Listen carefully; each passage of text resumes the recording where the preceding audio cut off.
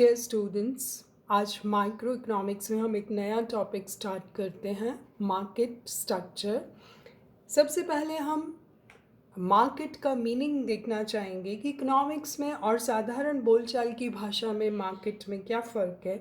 A market is a place और context in which buyers and sellers buy and sell goods, services and resources. We have a market for each good, service and resources bought and sold in the market. अगर हम साधारण बोलचाल की भाषा में बाजार से आशय किसी स्थान विशेष से लगाया जाता है जहाँ किसी वस्तु के क्रय, क्रेता और विक्रेता द्वारा किया जाता है, इसके लिए स्थान निश्चित होता है। जनरली हम मार्केट के बारे में यही बात जानते हैं, लेकिन इकोनॉमिक्स में मार्केट जो है वो एक ब्रॉडर टर्म है। कैसे? अर्थशास्त्र में बाजार का अर्थ अधिक व्यापक रूप से लिया जाता है। In economics, market is an arrangement using which buyers and sellers can come into contact and exchange commodities at a negotiated price and at a particular point of time. अर्थशास्त्र की दृष्टि से बाजार कोई एक निश्चित भौगोलिक स्थान नहीं है जहां क्रेता और विक्रेता उपस्थित होते हैं। It doesn't need a specific location और प्लेस। आप जानते हैं कि मॉडर्न वर्ल्ड में एक्सचेंज प्रोसेस जो है वो हमेशा चलती रहती है, फ़ोन पर, इंटरनेट पर, through letters. There is no need to present physically presence की इतनी इम्पॉर्टेंस नहीं है। Any arrangement of mutual exchange of buyers and sellers will work. अब हम देखते हैं कि सम इम्पॉर्टेंट डेफिनेशंस क्या है इसकी, मार्केट की, उससे आपके कॉन्सेप्ट और ज़्यादा क्लियर होगा।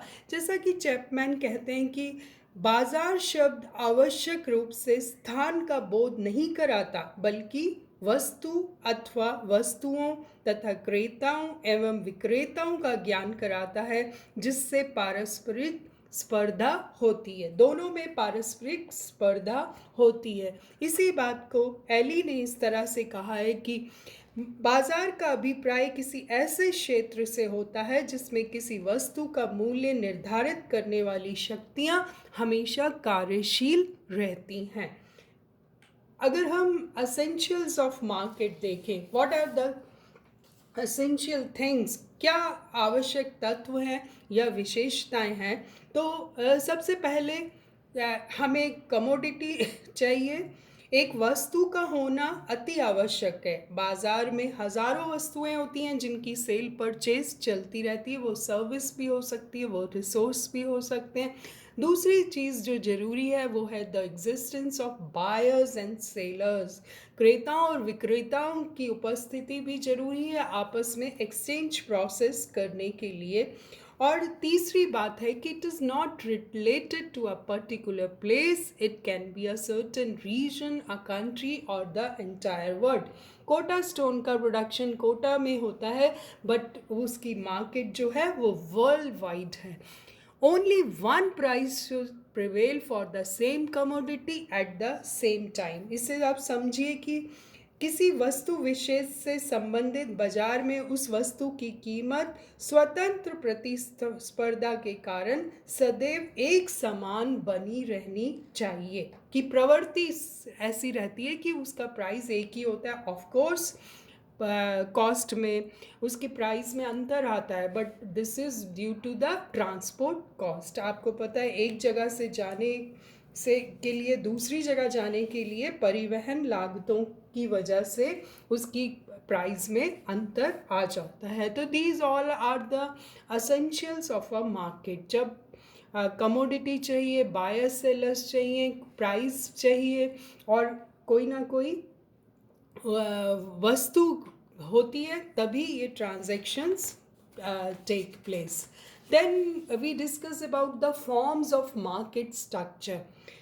इकोनॉमिस्ट आइडेंटिफाई करते हैं many types of market organisation क्यों इसको डिफ्रेंशिएट किया गया है? In order to systematise and organise their analysis, उन्होंने मार्केट स्ट्रक्चर को का बहुत सारे फॉर्म्स में डिवाइड किया है। और उनका अगर हम डिग्री ऑफ कंपटीशन के हिसाब से देखें तो उन्होंने जो क्राइटेरिया इकोनॉमिस्ट ने फिक्स किया है वो है नेचर ऑफ द प्रोडक्ट, वस्तु का स्वभाव कैसा है। इंडस्ट्री जो है उसमें जितनी फर्म्स हैं वो जो प्रोडक्ट बना रही हैं वो समरूप है या विभेदीकृत है, वो होमोजीनियस है या डिफरेंस है उनमें। इसके बेसिस पर हम मार्केट स्ट्रक्चर को डिसाइड करते हैं। दूसरा factor which play a very important role, number of firms in industry. एक उद्योग में कितनी फर्म्स काम कर रही हैं इस पे भी डिपेंड करेगा कि मार्केट स्ट्रक्चर कैसा होगा। फ्यू फर्म्स हैं और मेनी फर्म्स हैं, इस बात पर भी हम डिसाइड करते हैं मार्केट स्ट्रक्चर को। Third very important point is that freedom of entry and exist of firms. Firms की एंट्री और एग्जिस्ट आसान है, कितनी सरल है। नई फर्म्स अगर आसानी से एंटर हो जाती हैं या बहुत सारी ऑब्स्टेकल्स होती हैं जिनकी वजह से नई फर्म्स इंडस्ट्री में एंटर नहीं हो पाती। तो मार्केट स्ट्रक्चर को अगर हम कंपटीशन के हिसाब से, डिग्री ऑफ कंपटीशन के हिसाब से डिवाइड करें तो ये वाले क्राइटेरियाज के बेसिस पे हम डिफ्रेंशिएट करते हैं।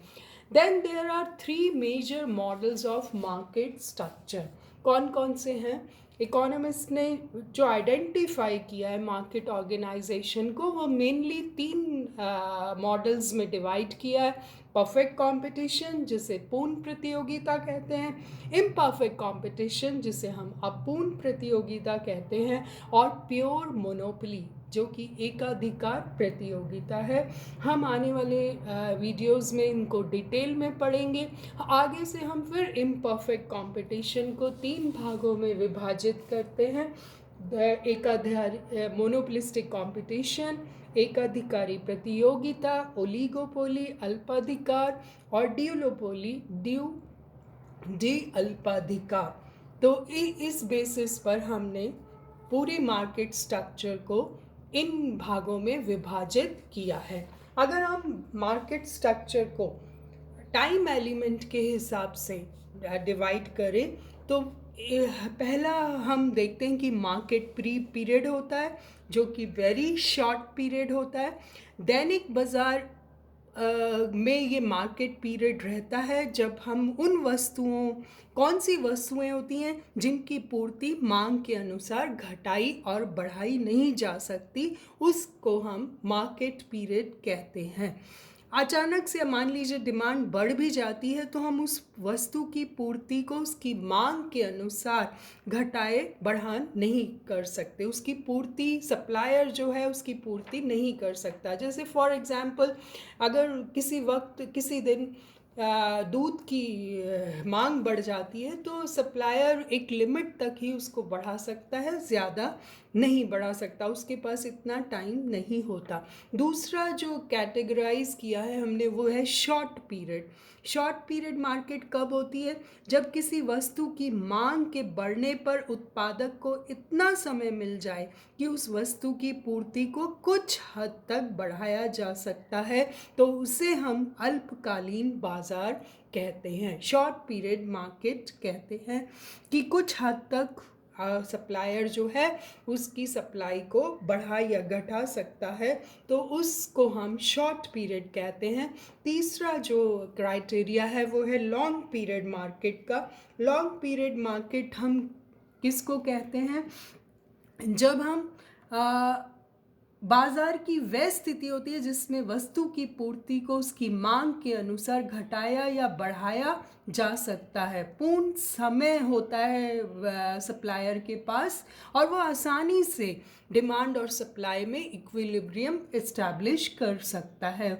वो उस नए जो है नए उद्योग भी स्थापित कर सकता है लॉन्ग पीरियड में।